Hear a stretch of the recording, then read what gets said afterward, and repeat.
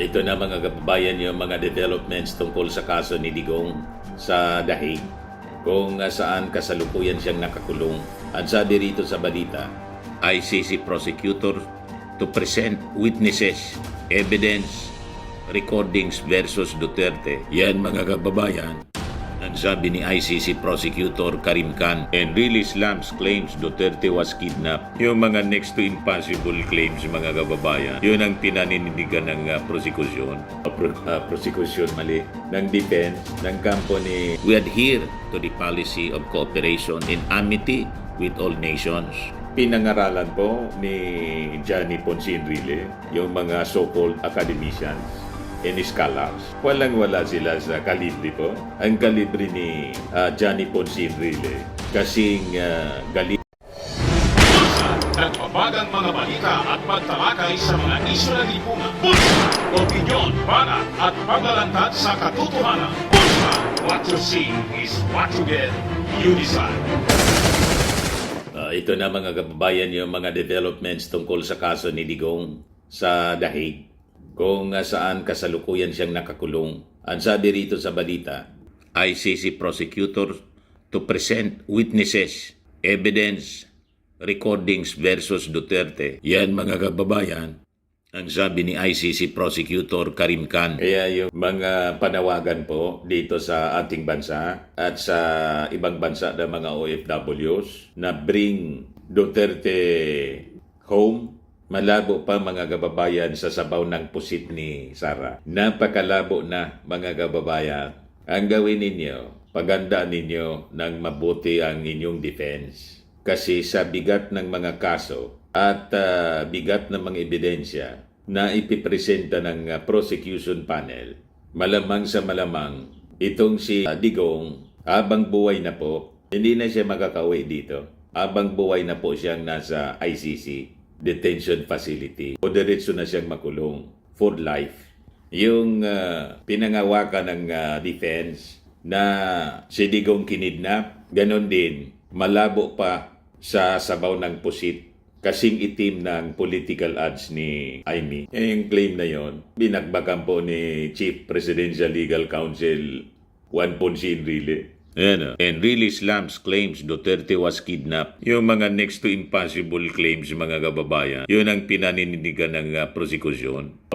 Prosecution ng defense ng kampo ni Digong. Kaya sabi ni Enrile, many of his supporters and admirers, some of whom are learned academicians and legal scholars, claimed that Duterte arrest was bereft of due process and that his delivery to the ICC for trial in the Netherlands was a violation of our dignity and sovereignty as a country. They blame BBM and his regime for his unprecedented legal event. With due respect to all, I beg to disagree. Sabi ng napakagaling na abogado at dating Senate President na si Juan Ponce Enrile. So sabi dito, Enrile cited the country's adherence to international law in the separation of powers of the three branches of the government. Sabi ng dating senador, we are a country governed by rule of law in a regime of justice. We are a democratic and republican state. Sovereignty resides in the people and all government authority emanates from them. And we adapt the generally accepted principles of international law as a part of the law of our land. We adhere to the policy of cooperation in amity with all nations. Pinangaralan po ni Johnny Ponce Enrile yung mga so-called academicians and scholars. Walang-wala sila sa kalibre po. Ang kalibre ni Johnny Ponce Enrile kasing galing ng kalibre ng namatay na dating Solicitor General. Yung kamamatay pa lang, Estelito Mendoza. Yung mga brilliant lawyers talaga po. Yung mga tinatawag na abogadong hindi lang di campanilla. Ang tawag ko po, di campanaryo. Talagang napanood ninyo noon. Siguro most of us napanood nung presiding officer siya sa impeachment trial ni Corona. O di ba? Napaka-sharp ng pag-iisip po ni Juan Ponce Enrile. Napakagaling na abogado. Kaya nga po, kinuha ng ating Pangulong Bongbong Marcos bilang Chief Legal Presidential Counsel. Kaya sabi po ni Enrile, the legislative branch niya makes the laws The executive branch implements them, and the judiciary interprets them.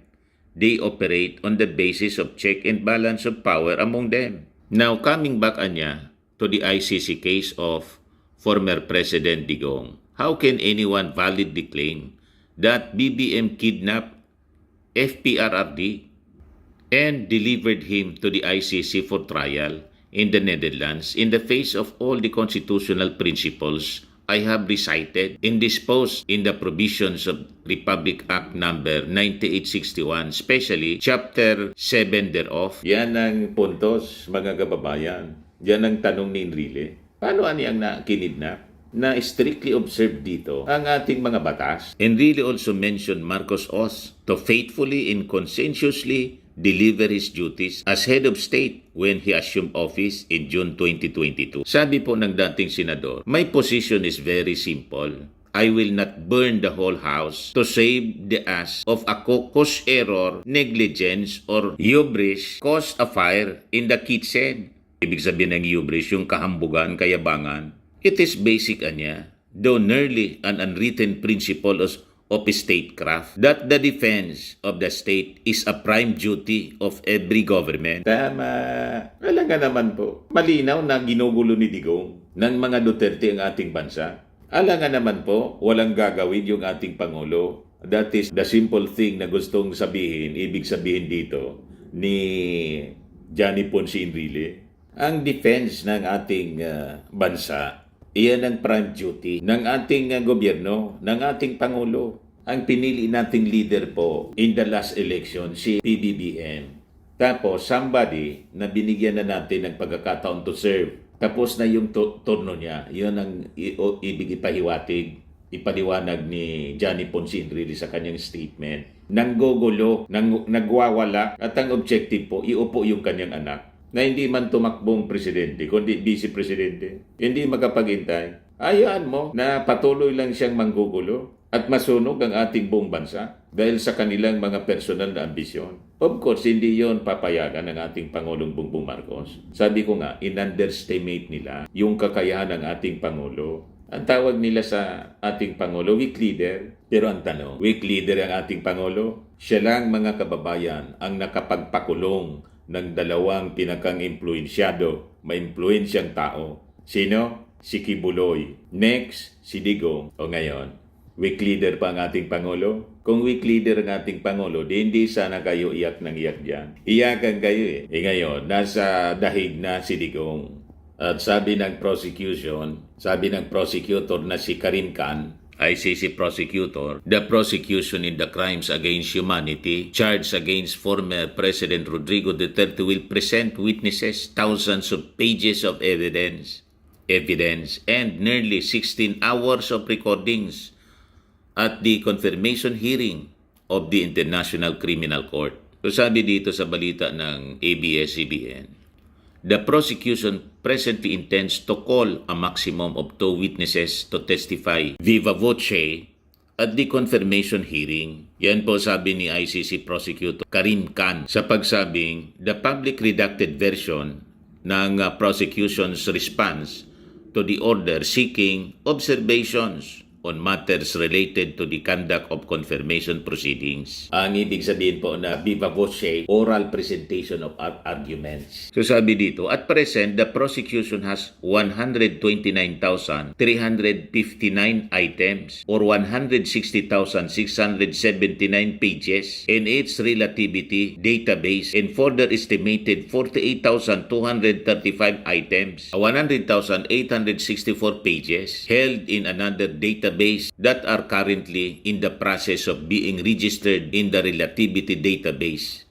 Voluminous po, tambak po, para ng library, napakarami. Yun pa lang, pag-review pa lang noon, pagbasa pa lang noon, baka abutin na ng mga 5 taon. I-review, counter-review. Kaya tama po, yung trial po will last for 8 years. Si Laila de Lima po, before na pawalang sala, 7 years. Almost 7 years na nakulong. Kung ano nangyari kay Laila de Lima sa ginawa ni Digong na mangyayari mismo sa kanya, kita mo, talagang kinarma po. Kinarma ng todo si Digong. Self-inflicted po ang nangyari. Binaon niya yung kanyang sarili dahil sa kanyang sariling mga gawa. Ganon din po si Sara. Ganon din ang ginagawa pati ni Amy Marcos. Binabaon nila yung kanilang sarili sa trouble. So, after 8 years, doon lang mga kababayan, magre-render ng judgment ang ICC kung siya po guilty or not guilty, acquittal or conviction.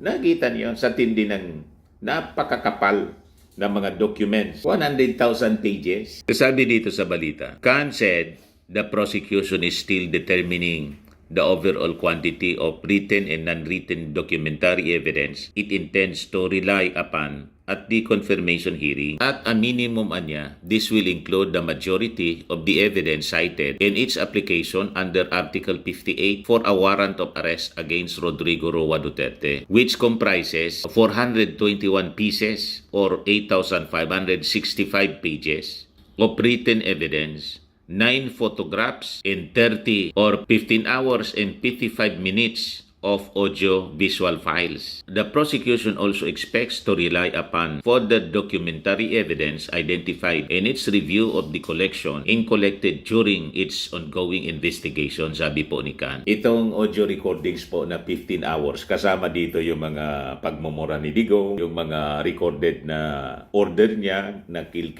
pati yung kay Bato de la Rosa. Kasi yung mga utos na yon, ang chief implementer po si Bato de la Rosa at sangkot din dito si Bongo. Kaya halimbawa si Bato de la Rosa at si Bongo manalo, malamang hindi din sila makauupo sa Senado. Halimbawa, may mga ulat na nga po na lumalabas, baka after Holy Week, isunod na po na ibiyahe si Bato, i-deliver ni General Torre. So sabi dito, the prosecution has identified approximately 160 further items, mga additional pa to, including 15 audiovisual files with a duration of 5 hours, 40 minutes, and 12 seconds that can be immediately disclosed and intends to disclose these items during the course of the week starting April 7, 2025, sabi po ni Khan. These items are non-witness related documentary material that it intends to rely upon at the confirmation hearing. These items will require limited standard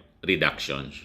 Kaya sabi po ng mga legal experts, malaboan niya itong kahilingan ng kampo ni Digong na pagbigyan ang interim release. Yung mga ebidensya napakalalakas, napakaseryoso. At yung pinakamalakas niya na ebidensya galing mismo sa bibig ni Digong, siya mismo inamin na niya. Lalo doon sa mga tawag dito, investigasyon ng Quadcom. Ay, hindi lang yung investigasyon ng Quadcom.